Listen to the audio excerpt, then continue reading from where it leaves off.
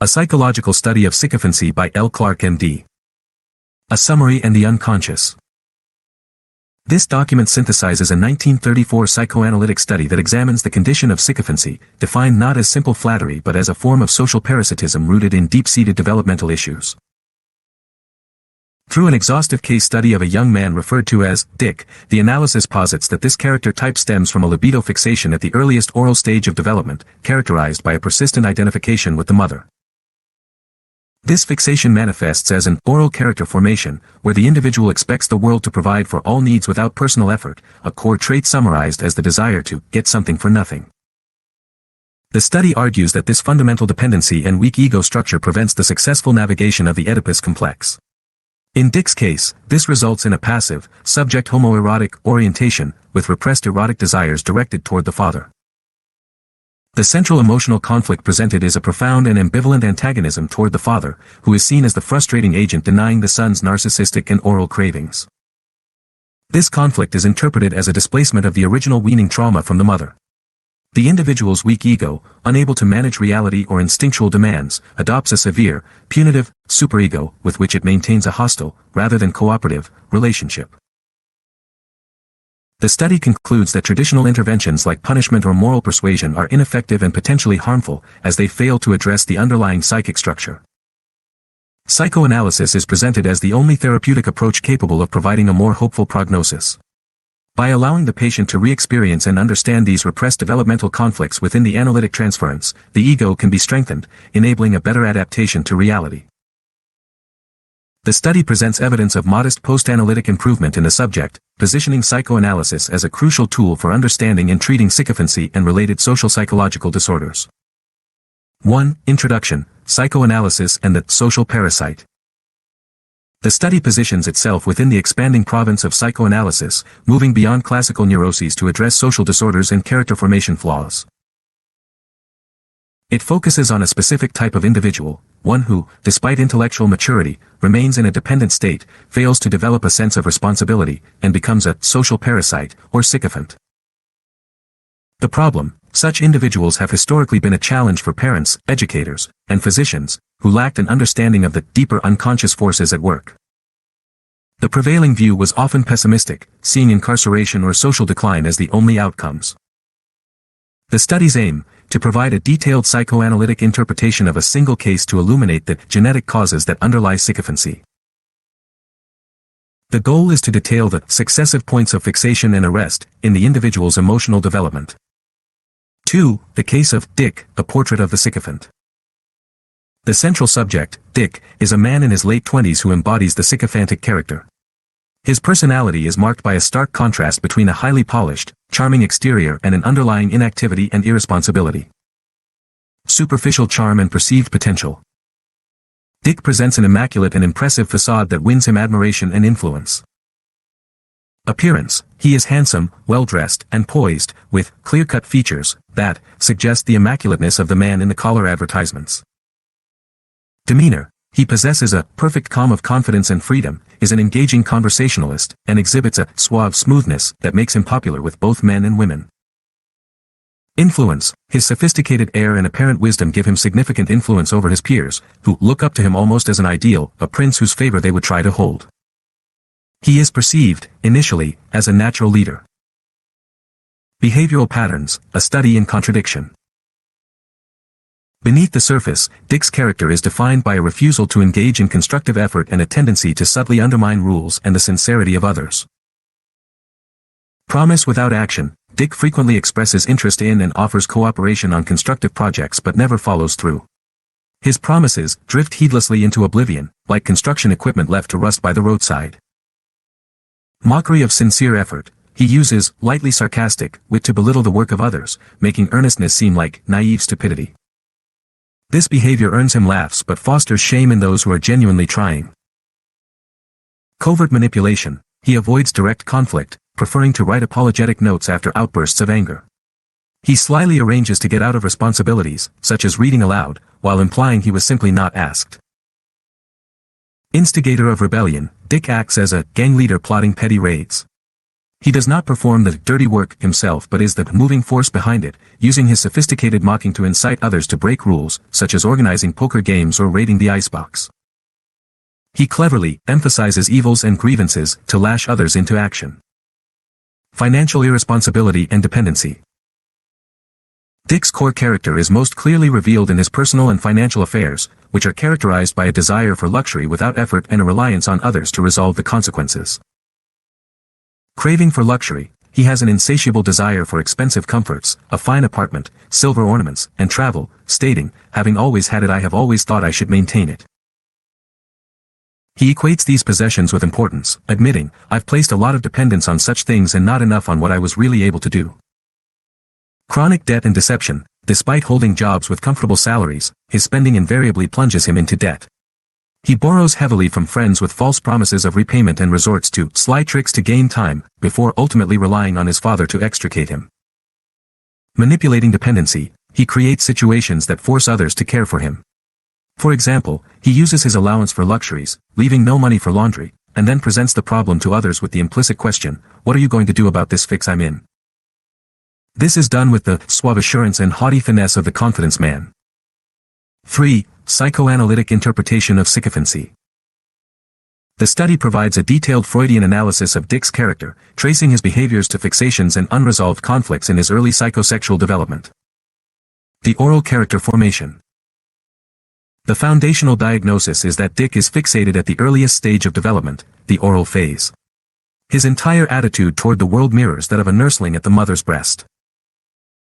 The world as a source of supply, Dick views his environment as if it were a person from whom he may receive all the answers to his needs, without responsibility, almost without effort.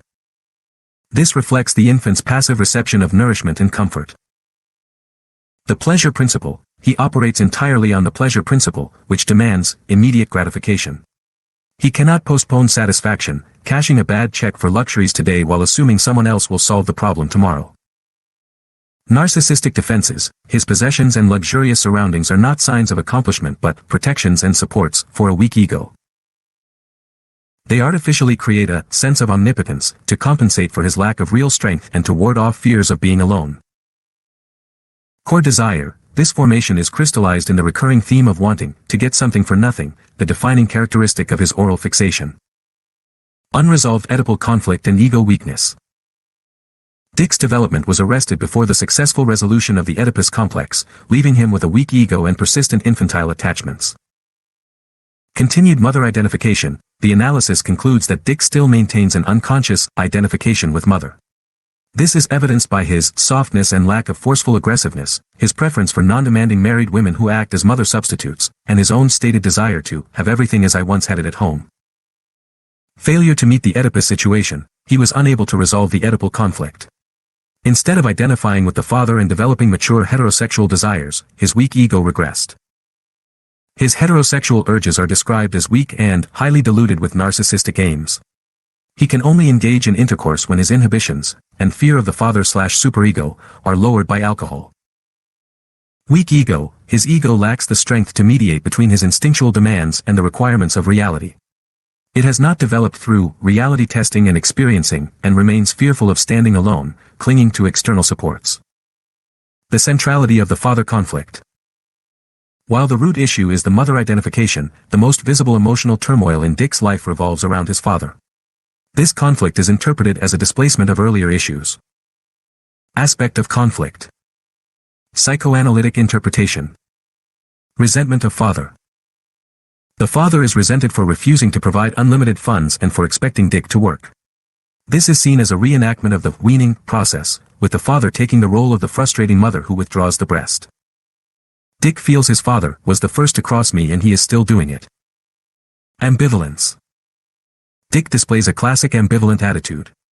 He loves the big heart father who helps him, the good mother, but hates the small and mean father who imposes limits, the bad mother. Passive homoerotism. The study posits an inverted Oedipus complex. Dick desires a relationship with his father akin to the one he had with his mother, one of passive, oral reception. He wants to nurse from father, and like the nursling, to gain sustenance and magic omnipotence from it. This forms the basis of a repressed, passive homoerotic trend. The ineffective superego. Dick's superego, the internalized moral authority derived primarily from the father, is harsh but ultimately ineffectual. A punitive force, his superego constantly castigates himself severely for his misdeeds and condemns him as a useless person. Ego-superego hostility, there is no free friendliness of cooperation between his ego and superego. The ego meekly receives the scolding without accepting its principle. It then defends itself with narcissistic optimism, everything will turn out all right, and continues its irresponsible behavior, creating a cycle of transgression and self-chastisement. 4. Analysis of symptoms and transference. Dick's sycophantic behaviors are not seen as simple character flaws but as symptoms serving specific unconscious purposes. His interactions during analysis provide a condensed view of these dynamics. The function of irresponsibility.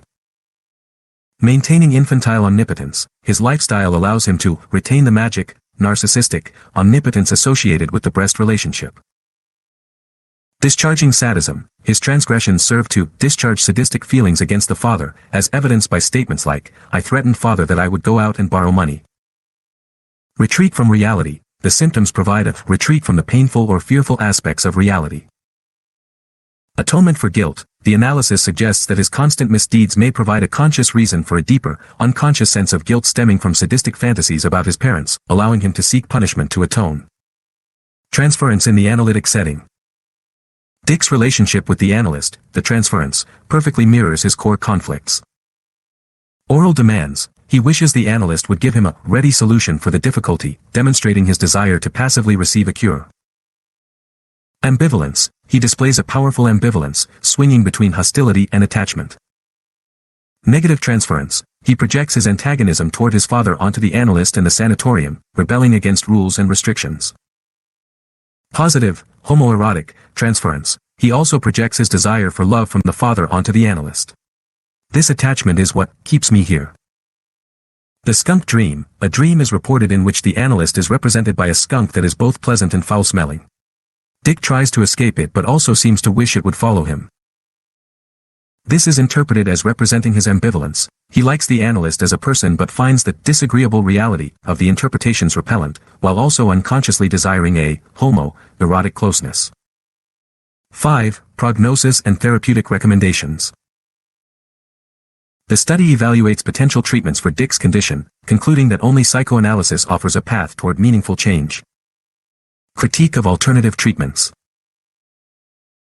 Restriction and punishment, this approach is dismissed as it would only erect a more powerful superego against his impulses.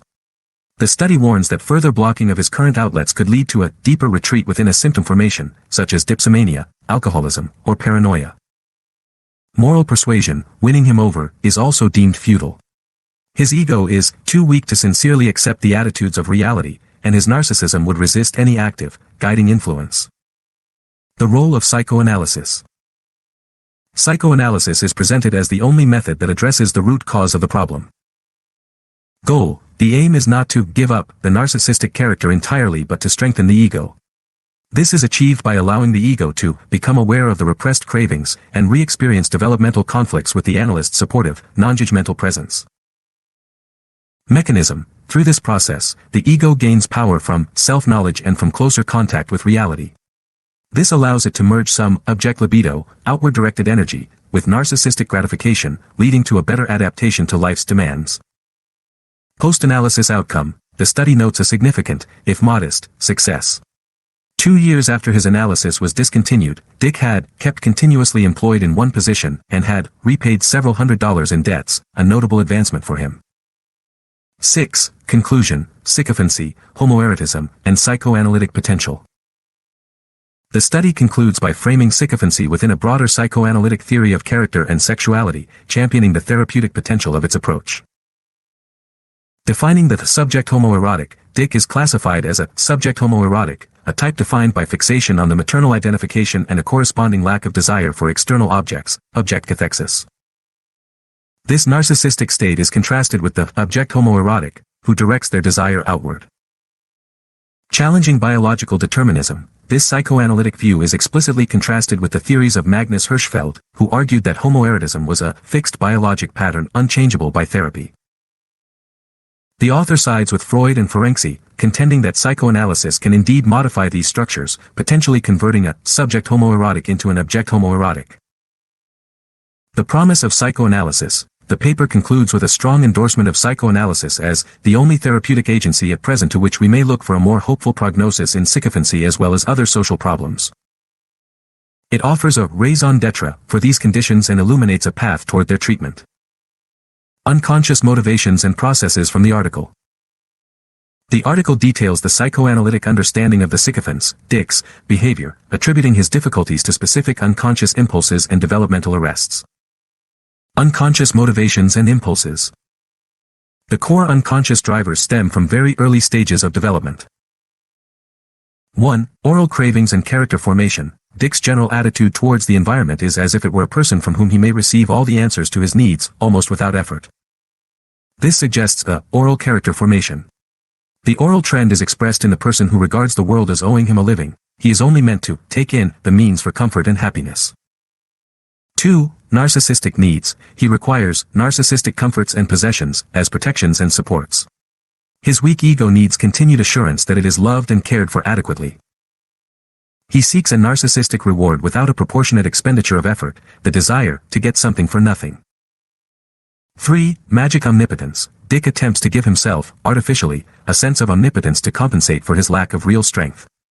This sense of omnipotence arises out of the immediate gratification of every desire experienced during the early breast relationship. His constant faith that everything will turn out all right acts as a defense against a critical reality, stemming from the magic omnipotence born out of complete gratification in the mother identification. 4. Homoerotic trend. There is a strong, primarily passive homoerotic trend. This is symbolized in his financial relationship with his father and directly seen in his preference for men. He is motivated to be attractive to men and wishes to arouse affection, playing a passive role by taking on the mother's part towards the father, due to his mother identification. 5. Sadistic feelings. His irresponsible ways of living may serve to discharge sadistic feelings against the father. Sadistic thoughts about his parents, such as fantasying them being killed, result in a deep, unconscious sense of guilt. Unconscious processes and dynamics. The psychological condition is characterized by failures in developmental progression. 1. Fixation and arrest. Dick exhibits a libido arrest or fixation on the earliest, oral-erotic, phase of the maternal identification. This prevents him from developing the need for object cathexis or a real desire to master reality. 2. Repression. He has a quick repression of the usual incest impulses characteristic of the Oedipus conflict. The dependent relationship with the mother is deeply in the background, repressed. He also shows sharp repression of overt homoerotic tendencies. His fear of reprisals from his father may stem from his own repressed sadism, hostility towards the father. 3. Regression. When faced with the restrictions of reality, the weaning conflict, the ego seeks to settle the issue by regressing to an earlier, narcissistic, stage of object choice. Fundamentally, his desire for comfort and ease is interpreted as a desire to return to mother and the breast relationship. 4. Identification. His weakness is tied to his continued identification with mother. This identification makes him soft and lacking in forceful aggressiveness, femininity. He also builds his superego through identification with the father. 5. Displacement. When the mother could no longer gratify his cravings, he displaced the relationship onto the father and external objects that could supply his needs. The conflict of weaning is then fought on the battleground of the father relationship, although the unconscious basis remains at the level of the mother relationship. 6. Superego formation. Dick's weak ego needed to take over a severe superego to repress instinctual demands. However, this leads to internal conflict, as verbal chastisement from the superego is met with hostility, rebellion, and fear from the ego. The superego represents the prohibitive and condemnatory elements taken over from the parental attitudes. 7. Clinging to the pleasure principle. Dick adheres closely to the pleasure principle, the precept of immediate satisfaction. His financial difficulties are characteristic of this, showing no postponement of the satisfaction he craves. The ego is unable to supersede this with the reality principle, which requires the postponement of gratification.